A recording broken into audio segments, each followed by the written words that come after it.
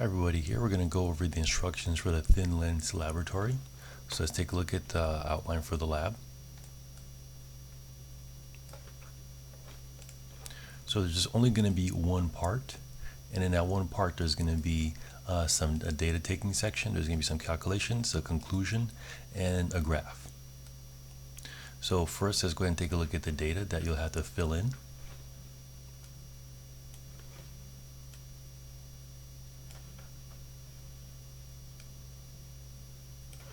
Okay, so here, first thing is let's go to the simulation now. So if you click on this is going to be the computer simulation. First thing you'll do is, so you have, let's take a look at what the pieces are before we even adjust anything. So you have a thin lens in the center here. You have, this is the source, the light source, the actual object. This is the actual object, and this is the image over here. So the location of this light source, I'm going to refer to that as the source position, DS. So you can see it over here. This will be DS. And so here, these are the source distance in terms of just in terms of multiples of the focal length. So whatever the focal length you have, this is going to be the 3 times the focal length. This will be 2.8 times the focal length. So these are just values for the source distance in terms of the focal length. So here also you can, so that's the source distance DS. This is going to be the image distance. I call that DI. So this is going to be the image distance over here, DI. And you can also adjust the focal length by clicking on over here. So you're going to set the focal length to within a range. You want to set the focal length to a value between 10 and 20 centimeters. So it'll be somewhere within this range over here. So between 10 and 20. So I guess that's good enough here. So you just record that value for the focal length over here. And once you've recorded the value for the focal length, then this number here should be, in this case here, 3 times 22, so that'll be 66. And so you'll just continue. And so here, this will be, keep on going, 4 times 22, that'll be 44. And you'll just fill in these corresponding numerical values here. So this is before you do the experiment. You'll just fill in this data. So now that you'll have these different, you have your source distances set.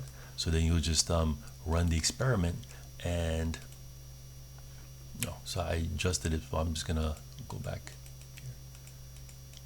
So once you have your focal length set and the image distances, the source distance is calculated, then you'll run the experiment.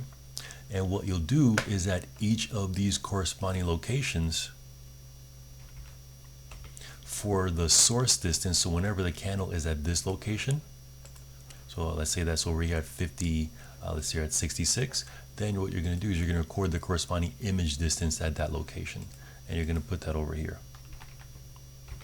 And you just fill in the table at this new source distance, you record the corresponding image distance. So at this image source distance, you'll record the corresponding image distance. So let's go ahead and wait a second. So this, in this case here, this is the image, this will be the source.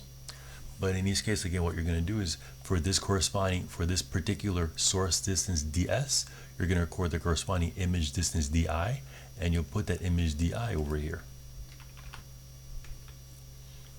And you'll complete this table. So there is something to notice that you'll have to take care of. So there's going to be some times where, like you see here, the image leaves the frame and you won't be able to record the image distance. So if that occurs, then what that means is that these values that I provided you here, you won't be able to use these values. You just have to make up your own. So the way that, so again, these values, these are suggested. These are not actually required. But what is required is that, so if this is the focal length here, you're going to want to take 6 measurements where the light source is on the right or greater than the focal length. So you'll take 6 measurements in this region here. And then over here, when the light source is less than the focal length, where the image distance is less than the focal length, which is right here, you'll take 4 measurements within this range. So even if these numbers that I provided you here, though, these factors of 0.8 and 0.7 and 0.6, these corresponded to points where the image is out of the frame.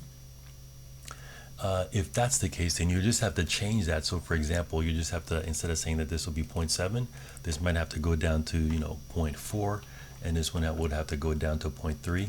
So you're just going to have to adjust the values yourself so that you have 6 values for the source distance that are greater than the focal length, and 4 values, 4 values for the source distance where the image for the source distance that are less than the focal length. And in each case, the image should be within the frame. So I'll just restate that again. So within this range, you're going to want 6 values for the source distance so that the image is within the frame. And let's wait here for a second. So for a while, if you notice here, the image is going to go out of the frame. So within this range here, you just have to wait for the image to pop back into the frame, which is going to be right around right around here. Once that does, you'll take 4 different measurements within this range here, where the light source was with less than a focal length, but the image was within the frame. So again, these numbers, these are not required. What is required is that you get 4 measurements where the light source is, where the image is within the frame and the light source is greater than the focal length. And then you're going to want to have 4 measurements where the image is within the frame and the light source is less than the focal length. And so that'll complete the experiment. So again, here you just wait, the image is back in the frame, and you'll take 4 measurements, in this case here, where the light source is less than the focal length. So you'll complete this table.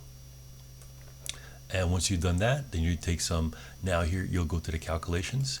So you just have to adjust these corresponding numbers here. Again, these are suggestions, and based on so you'll use these actual source distances and your focal length, and you'll plug that into the thin lens equation, and you're going to solve this equation for the image distance di, and you'll put that, and that'll represent the theoretical image distance di, and that'll complete the calculations.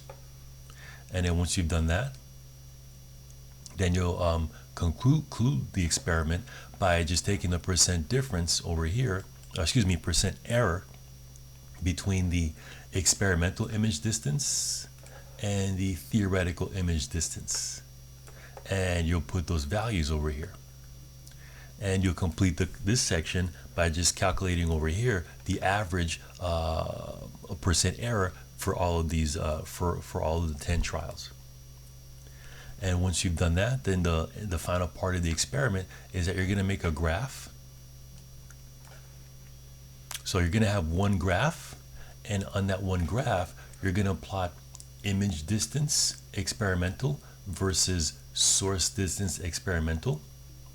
And then on another, on that same graph, you're going to have another plot, and that plot is going to be theoretical image distance versus the source distance ds. So you should have one graph with 2 plots. The first plot again is going to be the experimental image distance versus the source distance, and on that same graph you're going to make another plot, but in this case here it's going to be the theoretical image distance versus again the source distance, and you'll put that over here. And you'll include the chart titles, and also you're going to include some error bars and axis titles, and then that'll complete the experiment for the thin lens, experiment.